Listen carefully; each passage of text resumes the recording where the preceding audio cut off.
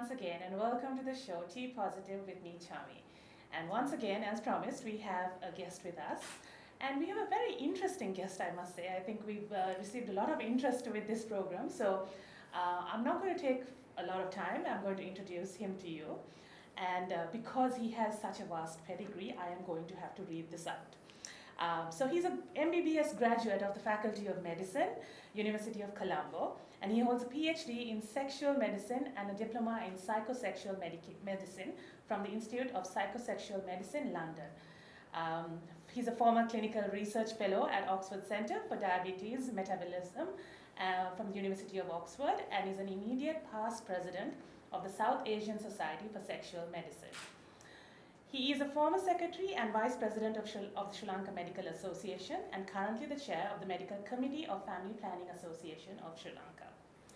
He's also the founder of Lassana, Flora. So when I first spoke to him and I asked him, how would you like me to introduce you? He said, I'm in the business of sex and flowers. So without further ado, let me introduce you to Dr. Lasantha Malavige. Welcome, and are you born? Hi, everyone. I'm really honored to be here today. I'm honored to have you, Dr. Thank you. Malavige. I think there's a lot of interest in today's show. So let me start off by asking you, how was your day? Very good, and I think it was very good to have a chit chat with you and have a laugh. Yes. So I've known Dr. Malavige for some time, and I've always known him as a man with a smile on his face. And it's contagious, so we are all smiling, and everyone around here is also smiling, and I'm sure our viewers will also be very happy at the end of this show. So, Doctor, our show is, we bring positive stories. What we do is, I think the birth of this show was because we felt like there's a lot of negativity out there. Yep. Even if you look at mainstream media, there's a lot of negativity that sells, because for some reason negativity sells faster than positivity.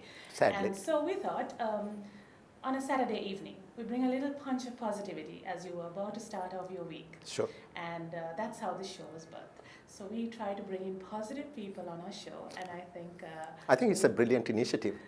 I think so too, and I'm really glad that people like you agree to come on the show and talk to us. Thank you. So, sex and flowers. What about oysters and strawberries? Any ideas of getting into that business as well? Not really. Really? Just the sex and flowers. That's too much. That's enough. That's enough. All right. So I'm going to start off with where you began in terms of your journey in medicine. So where did you start? How did you start? And where did all this begin? Great. I studied at DSN College, Colombo, and then got selected to the medical faculty, Colombo, and the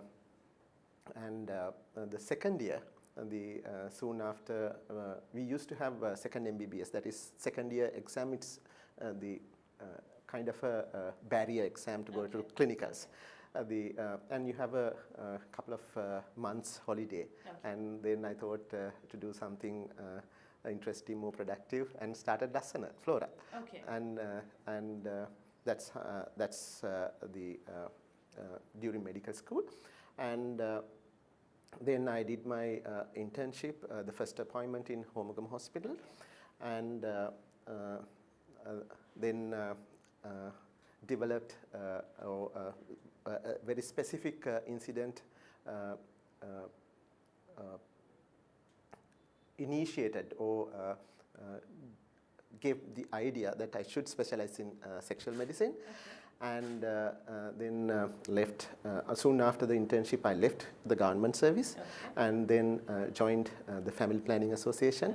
And because at that time, the only institute that handled sexual problems was a Family Planning Association, and Dr. Shriyani Basnayaka was the main figure in this field.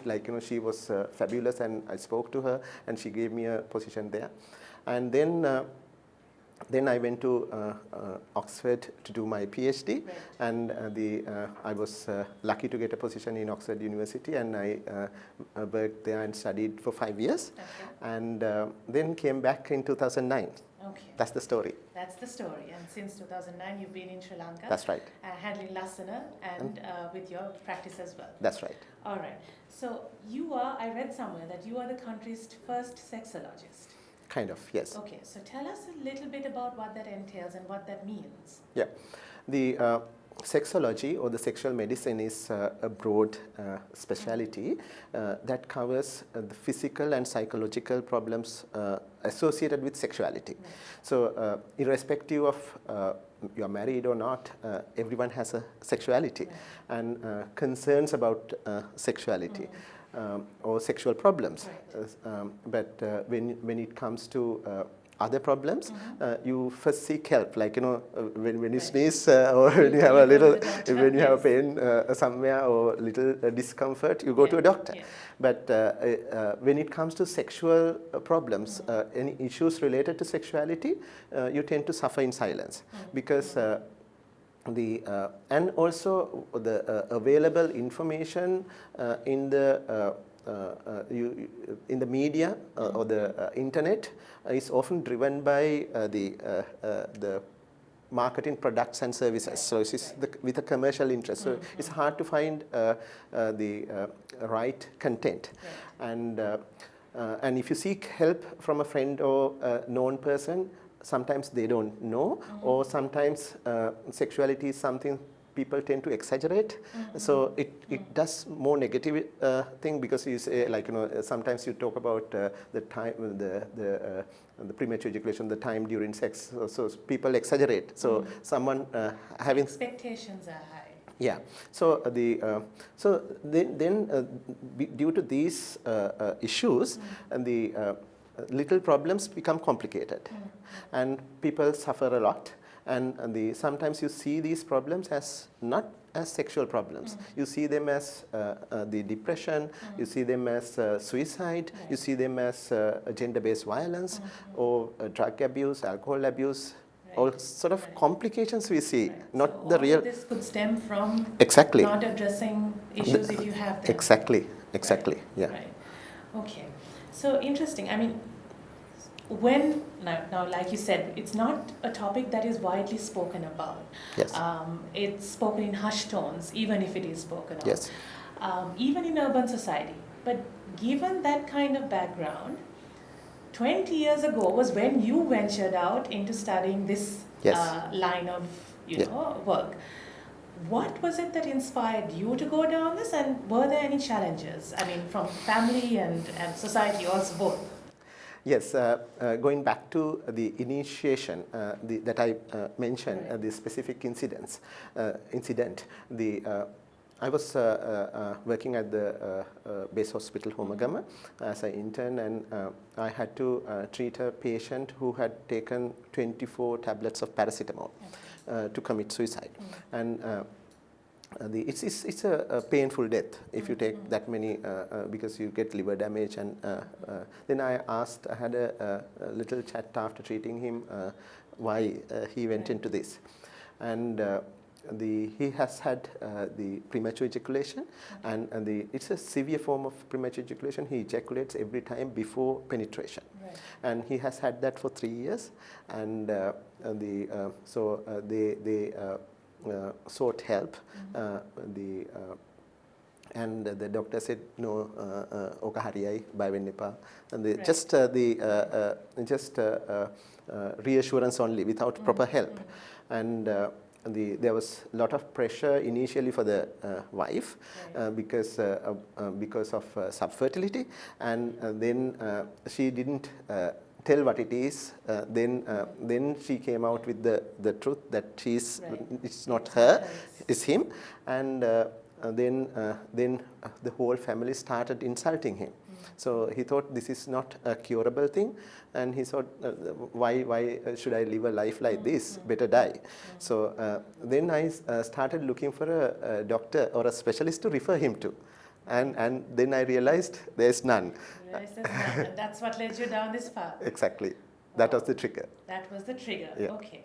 So you also have a diploma in psychosexual medication. Yes.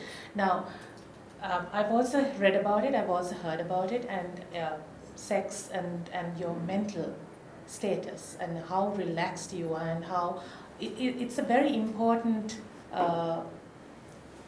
sphere in this. I mean, I think I would even go to say that it's the most important. Absolutely. If you're mentally okay and you're happy and you're there, then you're more able to perform physically as well. Sure. So was that what this, I mean, because I have no idea about this study. So yeah. Psychosexual medication, what is that?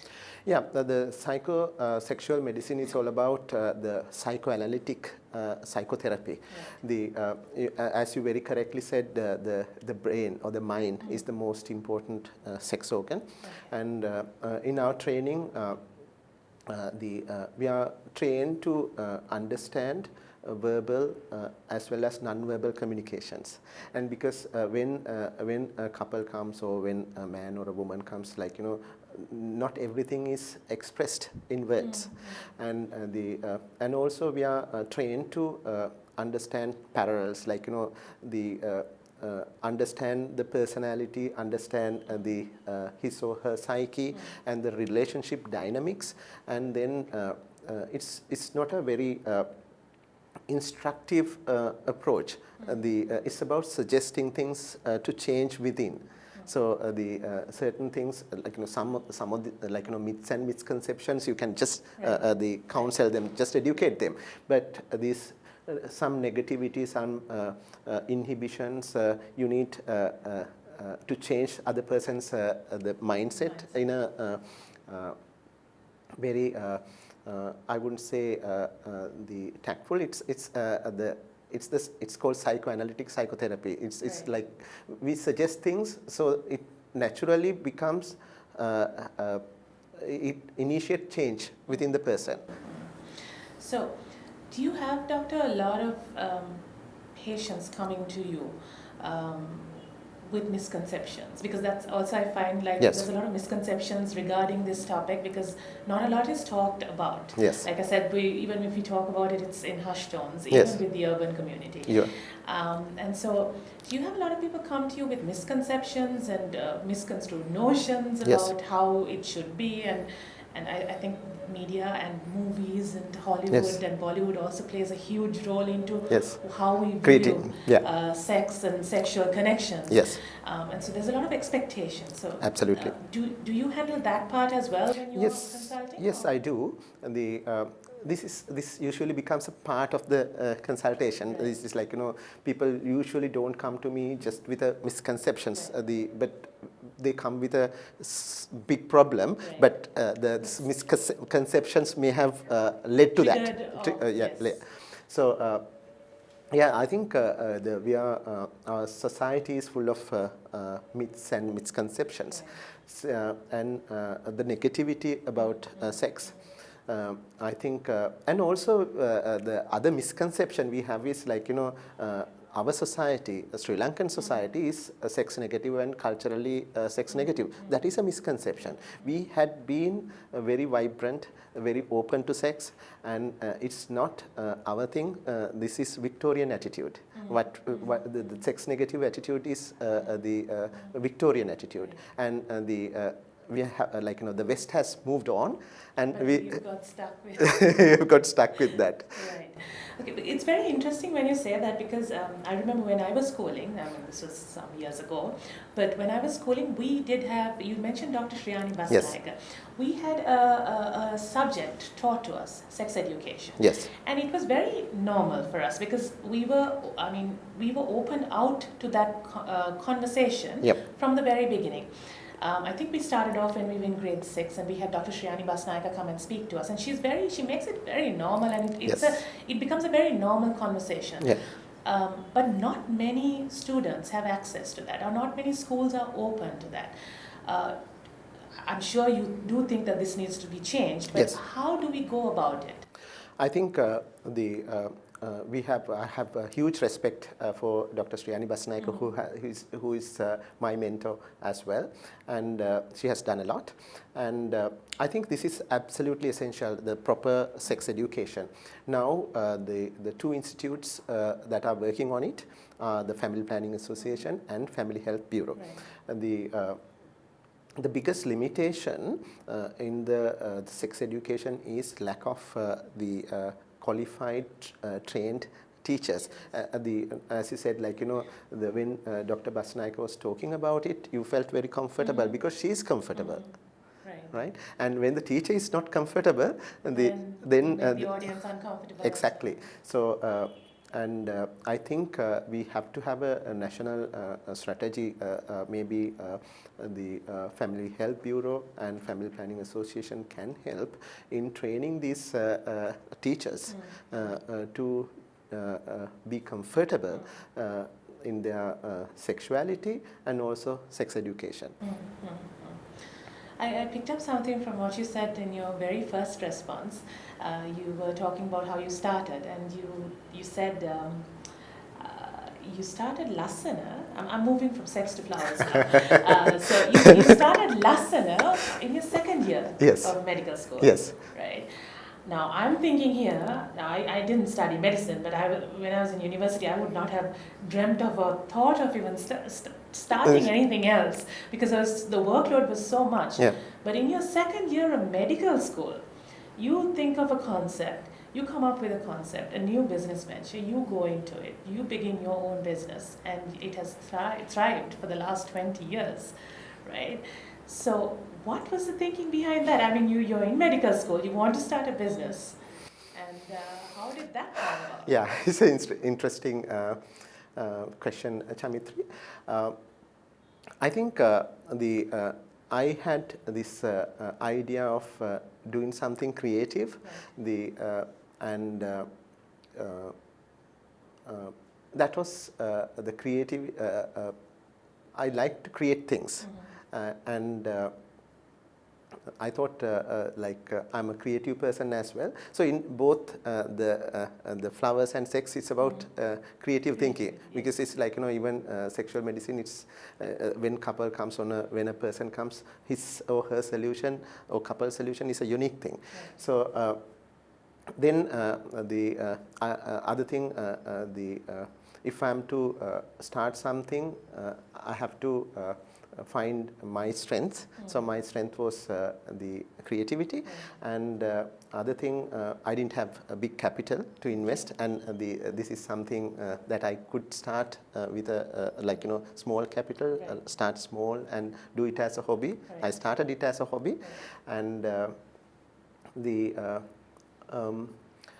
so I thought it's just medicine is not fun enough or challenging enough. Being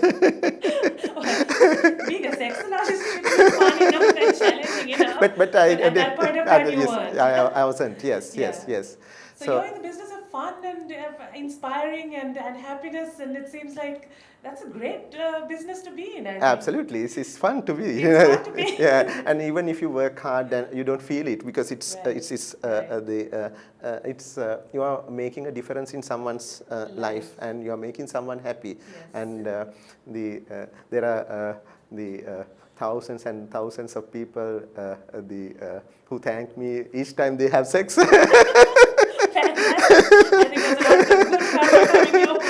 Good vibes coming to me. Yes, good vibes. I mean, you're a happy person. We can always see that. Every time I've met you, I've never seen you without a smile on your face. Thank you. So that's fantastic. Going a little bit into your family, I know you have two daughters, correct? No, daughter and a son. Okay, Yes, so you have two children, a daughter and a son. You lead being a doctor, running a business, a successful business, and between all of that, I also know that you do find time for your family and you do spend a lot of time with your kids also. So where do you strike that balance? Because I think a lot of, in today's society, in our generation, we find it so difficult to strike a balance between work and, and we've romanticized working late, and it's such a big thing to be working late, and it tires you out, it wears you out at the end of the day, and then it affects your absolutely health and happiness. Yes. Yeah, and your productivity at the end of the day. Absolutely.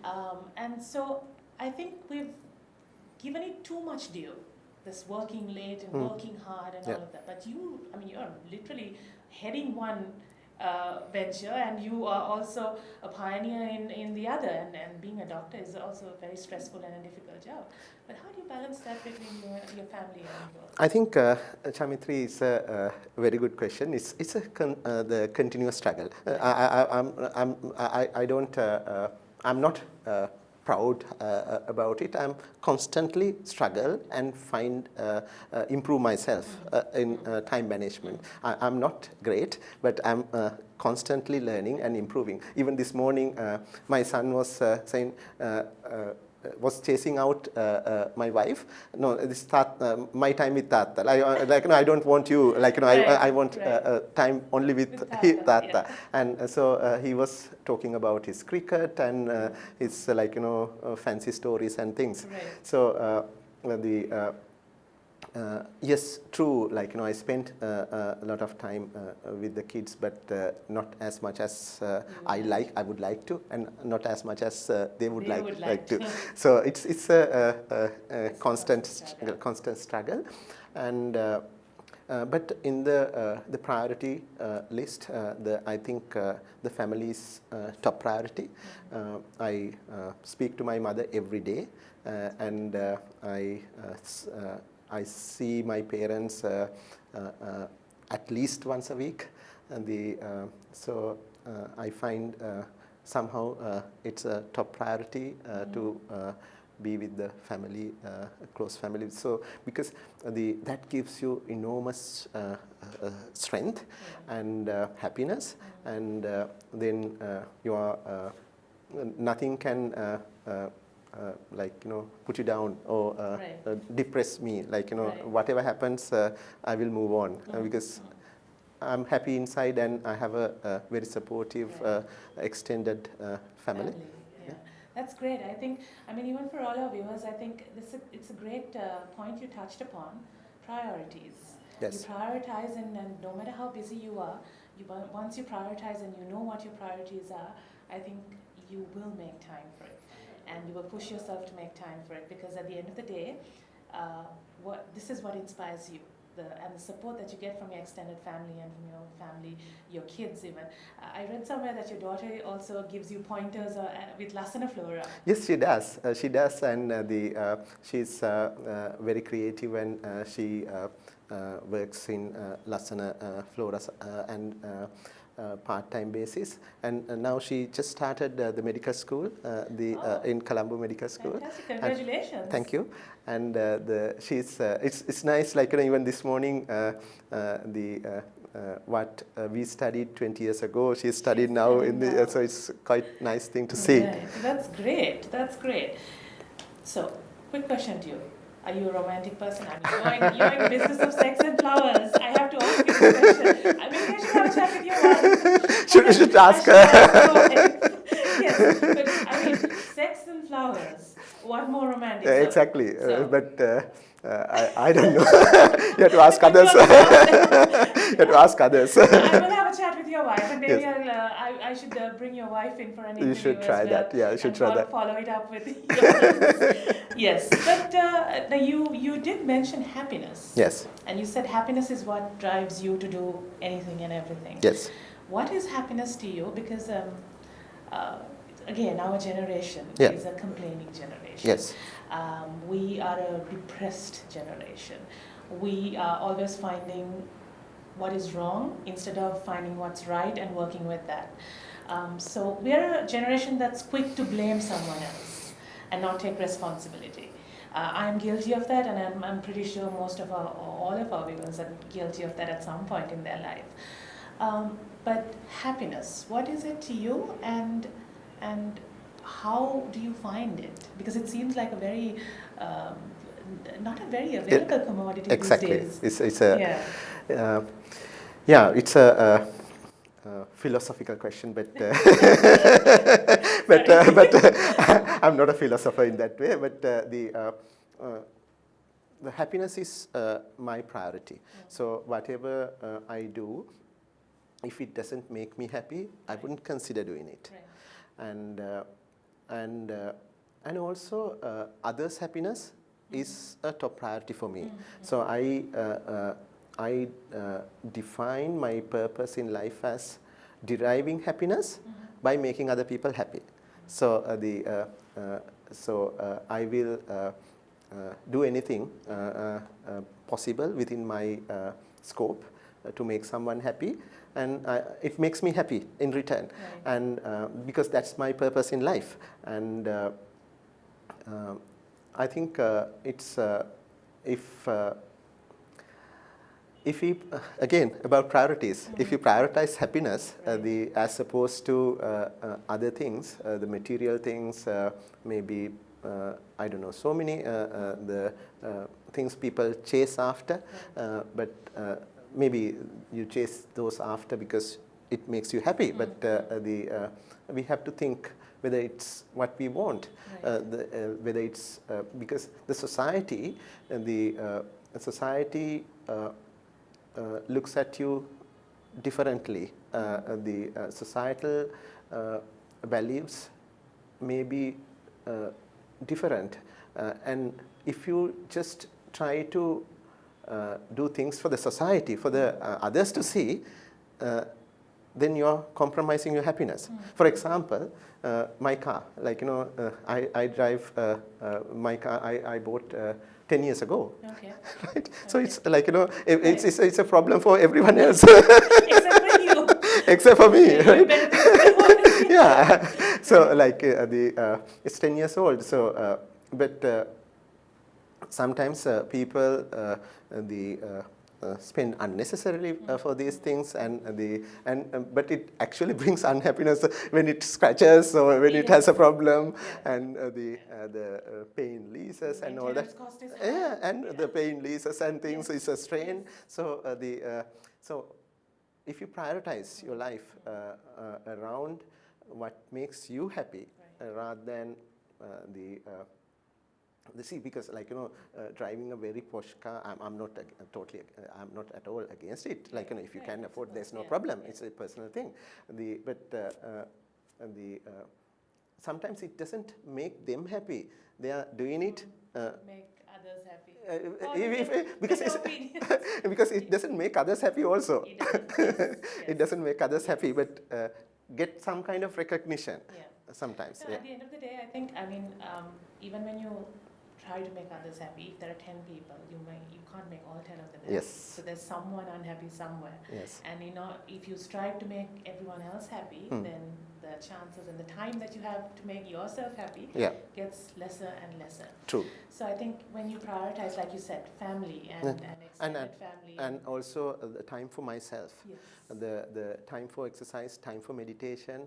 Absolutely. So I think I somehow find time for those. Yes, I won't keep you long, but I'm going to ask you because you touched upon exercise. I'm going back to sex now. Being physically fit, how does that play into having an active sexual life or a good sexual life? I think it's very, very important. The modern society is having serious problems with the lifestyle. The lifestyle is very sedentary, and so we are not meant to be like this. Right. We are not meant to spend 8 hours seated, maybe even more than that. Right. The people spend 8-10 hours seated, and unnecessary stress, and no physical activity, no time with nature. So it makes people unhealthy, and it makes them weaker in sexual performance, and they are likely to have sexual problems, and it's a vicious circle. And when your sex life, inactive sex life, leads to more problems.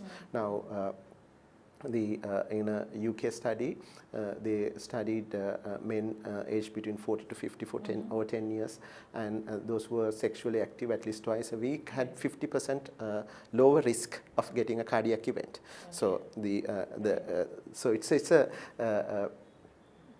the important thing in life, and maintaining a good, healthy lifestyle is extremely important to have a good sex life. Good sex life is also important for the active life. Yes. And then in the end, happiness. Yes, absolutely. Yes. So I think we've had a great chat. just quick questions. Yeah. During your free time, what do you do if you have any free time?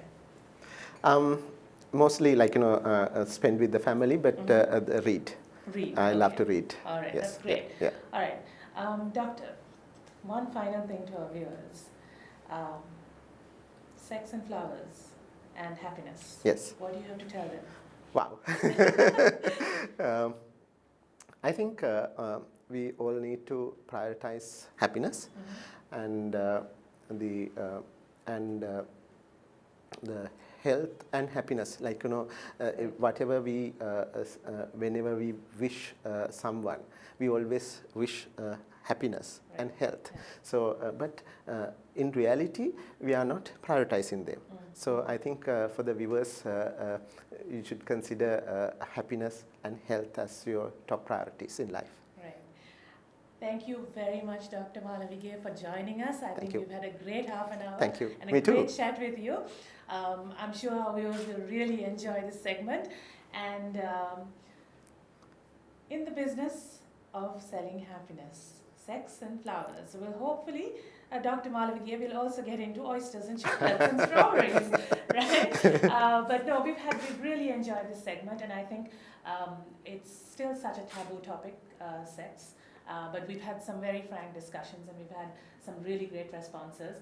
And I think it should not be. I think we should be more open to discussing this. I think we as a society will also progress. Because we Sri Lankans, like you said, from the past, we've been a very active, sexually active society. Yes. And it should not be a shameful thing to talk about. I think the more conversation we have about it will also reduce the risk of abuse. And the stress, because because sometimes just talking about the problem relieves half the problem is sorted when you talk about it. So if you need someone to consult, I think Dr. Malavige is the best person to go to if you need any advice. But thank you so much once again, Dr. Malavige. Thank you. I really enjoyed your discussion. I really enjoyed having you. So you're with Chami on T Positive, and we're coming to you on the Good News Lanka pages. And we will see you once again next week. And we'd like to thank George Stewart Teas for sponsoring us, and also for giving us this wonderful location, Stewart by Citrus. Thank you to everyone, the crew, and I think we wish everyone a very happy New Year also, and we wish everyone a very happy, sexually active, safe sex year throughout 2021.